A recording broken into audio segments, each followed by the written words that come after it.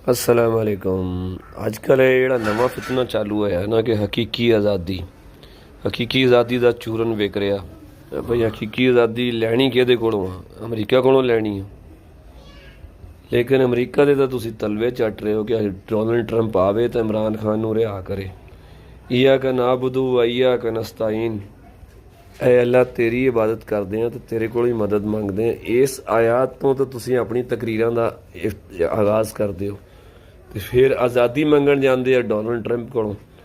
ਇਹ ਕਿਹੜੀ ਹਕੀਕੀ ਆਜ਼ਾਦੀ ਹੈ? ਤੁਹਾਡੇ ਸਾਰੇ ਕਿਆਦਤ ਜਿਹੜੀ ਹੈ ਇੰਗਲੈਂਡ ਤੇ ਅਮਰੀਕਾ ਛੁਪੀ ਬੈਠੀ ਹੈ। ਤੁਹਾਡੇ ਸਾਰੇ ਸਹਾਫੀ ਇੰਗਲੈਂਡ ਤੇ ਅਮਰੀਕਾ ਛੁਪੇ ਬੈਠੇ ਨੇ ਜਿਹੜੇ ਪਾਕਿਸਤਾਨ ਦੇ ਖਿਲਾਫ ਸਾਜ਼ਿਸ਼ਾਂ ਕਰ ਰਹੇ ਨੇ। ਤੇ ਹਕੀਕੀ ਆਜ਼ਾਦੀ ਆਵਾਮ ਵੀ ਕੋਈ ਸੋਚ ਵਿਚਾਰ ਕਰੇ, ਕੋਈ ਸਵਾਲ ਕਰੇ ਕਿ ਬਈ ਇਹ ਕਿਹੜੀ ਸ਼ੈ ਆ ਤੇ ਕਿਹੜੇ ਨਾਂ ਦੀ ਹਕੀਕੀ ਆਜ਼ਾਦੀ ਹੈ। ਬਚੋ ਇਸ ਫਿਤਨੇ ਤੋਂ ਤੇ ਪਾਕਿਸਤਾਨ ਨੂੰ ਮਜ਼ਬੂਤ ਤੇ ਖੁਸ਼ਹਾਲ ਹੋਣ ਦਿਓ।